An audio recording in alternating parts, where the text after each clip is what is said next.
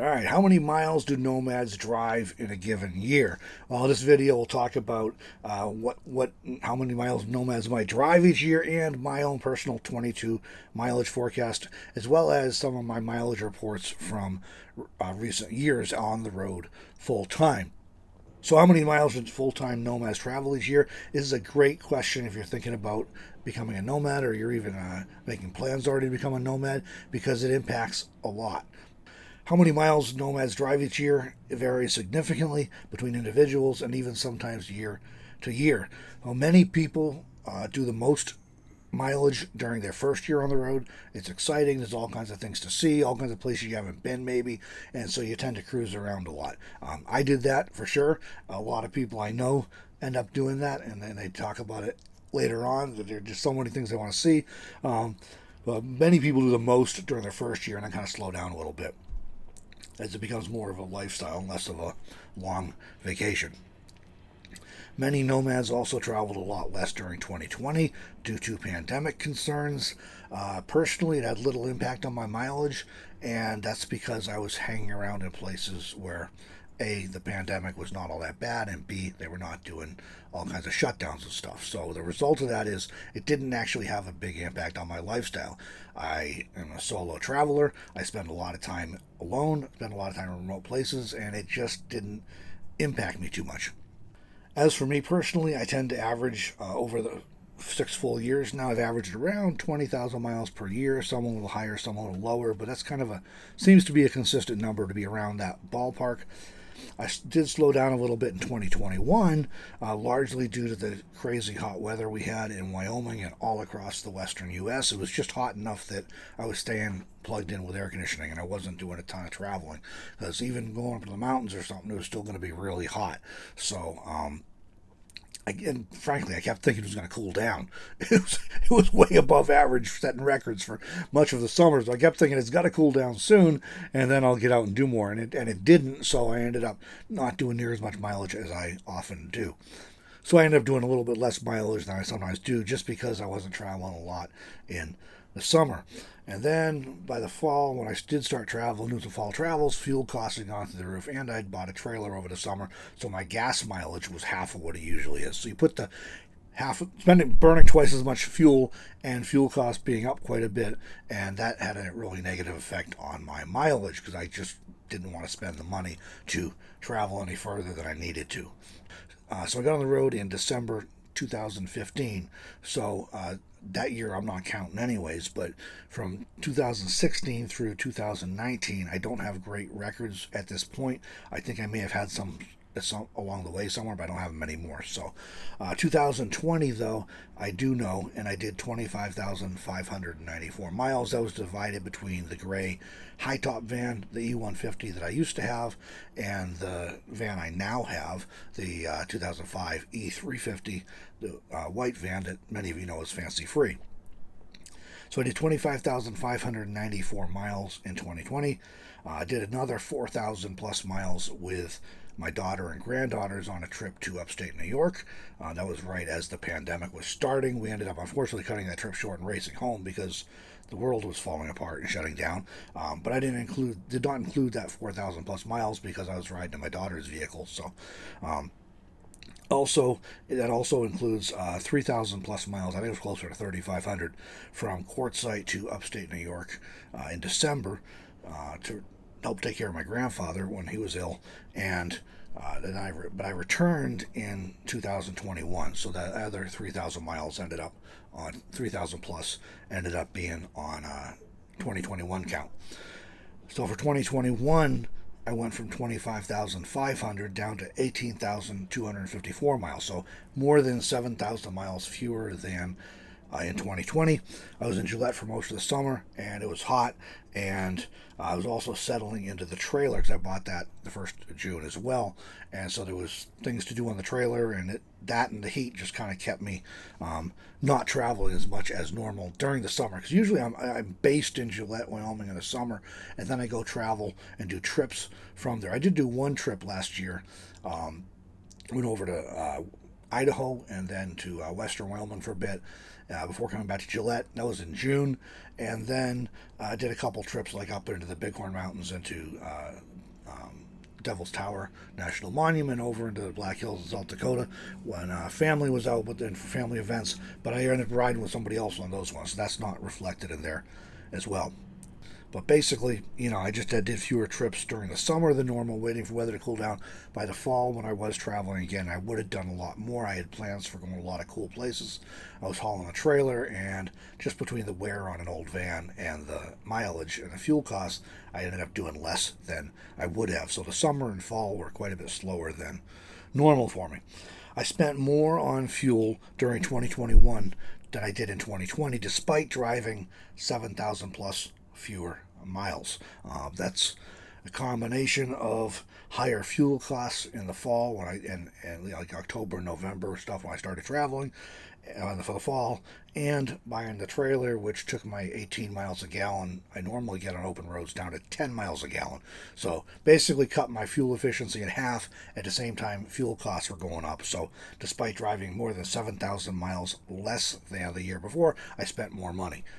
As you're wondering too, the overall fuel efficiency of the van, since I've owned it a year and a half now, has been 15.5 miles per gallon. So actually, my average about 18 miles a gallon when I'm on the road with the van, with just the van, open roads, and that's running premium fuel. I need to run that to keep the engine happy, but it takes it from like 14 miles a gallon with regular up to 18 with premium, so it's kind of a wash on the cost, and it runs better. So that's what I do. The 15.5 average over a year and a half is lower than my normal road mileage. That's because it includes city driving when I often drop down to 14 or even 12 miles a gallon. It includes off-road driving when you're crawling along on primitive roads in first gear.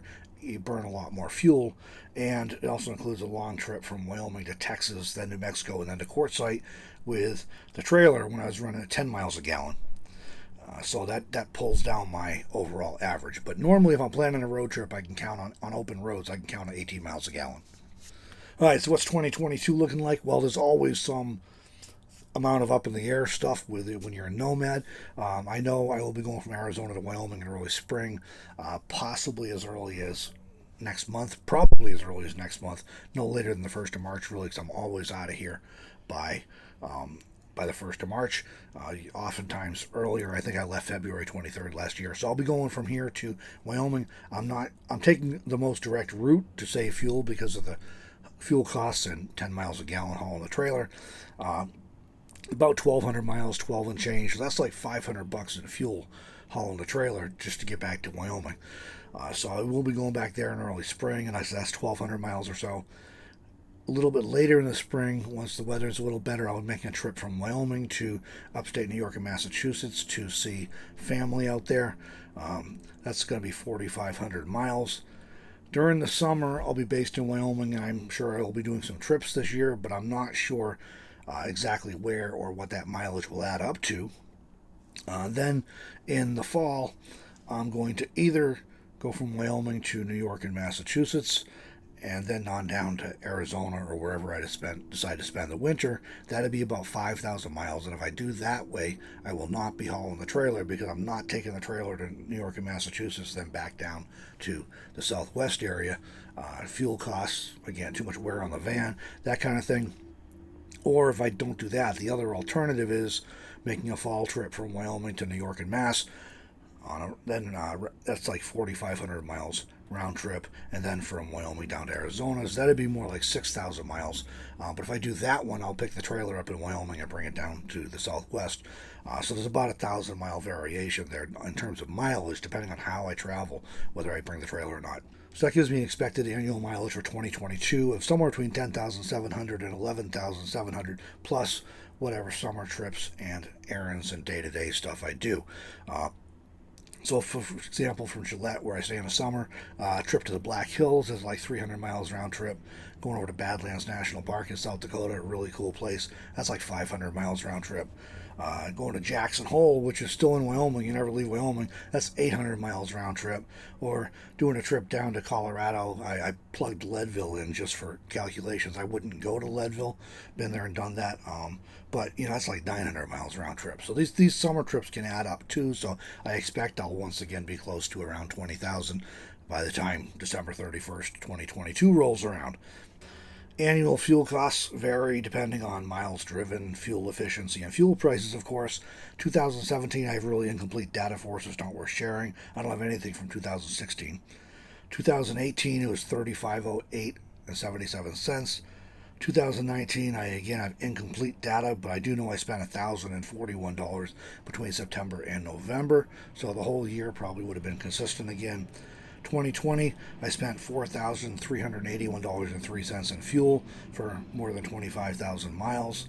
And then 2021, last year, I spent $4,579.95. So, again, $200 more than the year before, even though I only drove 18,254 miles. So, these numbers have changed over time based on fuel prices and based on going from really fuel efficient vehicles to a pretty fuel efficient minivan to a less fuel efficient full size van, and then to a less fuel efficient full size van hauling a trailer that knocked me all the way down to 10 miles a gallon, which is the lowest I've ever been. So, if you plan to travel a lot as a nomad, and not everybody does. I know people who spend the whole year in Arizona, for example. They go up in Flagstaff or the Mogollon Rim during the summer months when it's hot, and then make their way back down at moderate elevations in the spring and fall, and then in the winter they're like in the desert. So, if you plan to travel a lot, a more fuel efficient vehicle can save thousands per year, literally.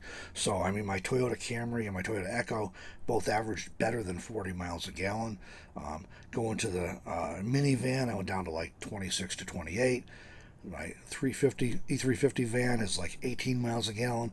And then when I have the trailer, which would be similar to if you have an RV or something, like 10 miles a gallon. So that makes a huge difference. Obviously, the fuel prices you can't control, but the other variables are what are you driving for a rig? The less fuel efficient, the less you can drive for most of us if you're on any kind of budget.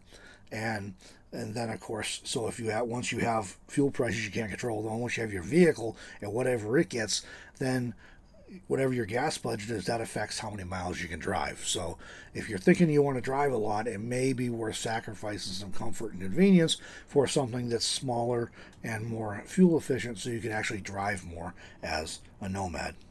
So the bottom line is annual fuel costs and mileage vary widely among nomads. My personal experience is around 20,000 a year. Some years it's a little higher, a little lower.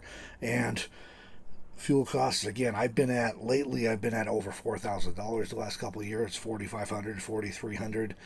Going back to 2018, I think that was the year I had the minivan. I was like $3,500. So it can vary, but it's not too hard for it to rack up really fast if you're driving a vehicle that's not very efficient, and then you got high fuel costs. And unfortunately, you can end up where you just can't drive like you want to do. You can't go places you want to go and see because you just can't afford to, depending on your vehicle and whatnot. So that's kind of what it works out to for me. Like I said, some people drive less, some people drive a whole lot more. Some people spend less on fuel, some spend more. It just depends on the circumstances, but if you're thinking about getting on the road, one thing that can be helpful is, like I broke down earlier, these are the trips I know I'm doing, and that's how many miles that is, and then make a guesstimate, on what you're going to do in the in-betweens, how much driving you're going to be doing versus not driving, and you can kind of get an idea anyways based on the fuel efficiency of your vehicle and what you're thinking you might drive and what fuel costs are and are forecasted to do for what you might need to budget for. And of course, the other thing with mileage is the more you drive, the more you wear the vehicle out, so you have increased maintenance costs, so you'll have to replace the vehicle sooner, in all probability. So I hope this was helpful.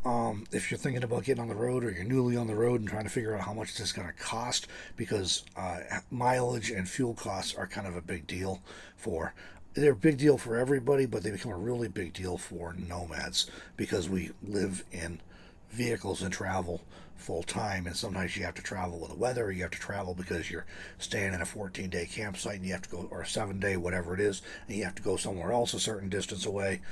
So these things all come up there. But I hope you found this helpful, and if you did, hit the thumbs up button if you liked the video. If you didn't like the video, hit the thumbs down button, but make sure you hit it twice. And consider subscribing to the channel if you're not already for more content like this, and we'll catch you in the next one.